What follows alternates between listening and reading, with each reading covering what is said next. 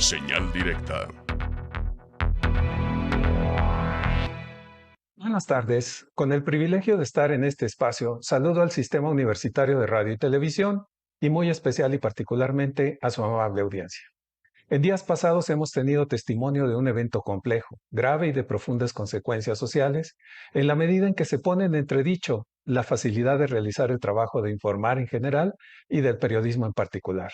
Una nueva agresión contra el gremio, en este caso contra la periodista Susana Carreño, directora del noticiario de Radio Universidad en Puerto Vallarta, quien fue gravemente agredida el viernes de la semana pasada. Al margen de mencionar nuestra preocupación y expresarle nuestra solidaridad, llama la atención la falta de interés o por lo menos de atención institucional de las áreas de gobierno que llevan esa responsabilidad constitucional y hasta el momento la vigilancia sobre este reprobable evento se concentra exclusivamente en los espacios universitarios a los que la periodista está adscrita.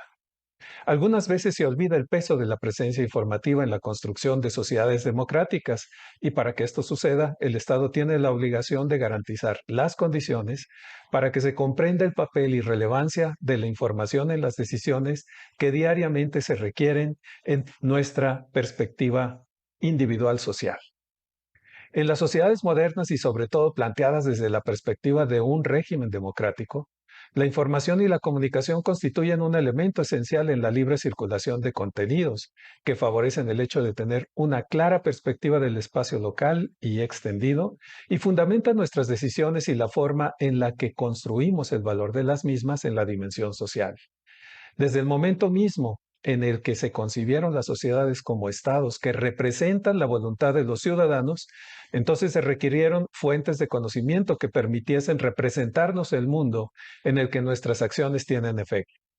De esta forma, el Estado devino en una estructura representativa de las voluntades ciudadanas y se concibió a la democracia como la mejor fórmula para generar esa representación.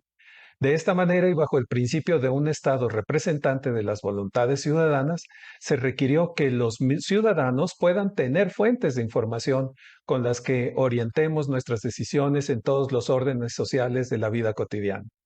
El periodismo se concibió como una estructura que, sin formar parte del aparato institucional de gobierno, constituye una fuente privilegiada legitimada dentro de las sociedades modernas, de ser una estructura ciudadana sin representación, pero con legitimación, en función de la aceptación de las audiencias de acuerdo con la puesta en práctica de los principios de la profesión, que como cualquier otra, remite a una confirmación de los hechos que transmiten, a una moderación en los datos y relatos que divulgan, también bajo el principio de equilibrio y ética que provee a los ciudadanos de los insumos necesarios para sus tomas de decisión.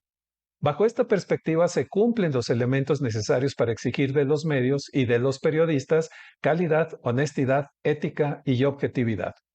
Depende de las audiencias la adscripción a las vías que considere que mejor ofrezcan insumos de conocimiento, pero se adquiere también la obligación institucional del Estado de garantizar las condiciones para este desarrollo. Las agresiones al medio periodístico constituyen un serio y complejo atentado a la libertad de expresión en cualquier contexto en el que se presente la inhibición del trabajo de informar. Al margen del efecto multiplicador que padece el periodista en su entorno familiar y social, con los ataques directos se disminuye para la sociedad una vía y fuente de información que, como ya lo señalamos, forma parte esencial del patrimonio simbólico con el que actuamos socialmente. En otros momentos, la Unidad para la Defensa de los Derechos Humanos de la Secretaría de Gobernación señaló que los factores que generan las agresiones contra las personas defensoras de los derechos humanos y periodistas son el crimen organizado, la impunidad, la corrupción y la colusión entre autoridades y grupos delictivos, incumplimiento de las obligaciones que tienen municipios y estados en la materia y la falta de cultura sobre la importancia que tiene la labor de este gremio. Así lo señaló esa unidad. Aún reconociendo elementos que explican un grave problema en el ámbito de la construcción de una sociedad bien informada, las agresiones contra el medio periodístico no han cesado. Por cierto, durante la 49ª sesión del Consejo de Derechos Humanos de las Naciones Unidas, el 8 de marzo pasado, y en el Parlamento Europeo 2 días después,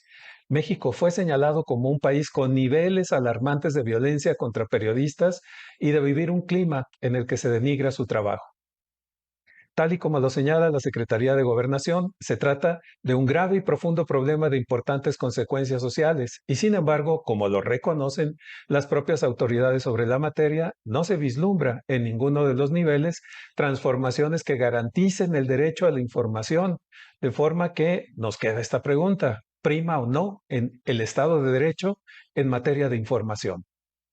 Agradeciendo la participación en este espacio, saludo al Sistema Universitario de Radio y Televisión, así como muy especialmente un cálido y amistoso saludo para su amable audiencia. Buenas tardes y muchas gracias.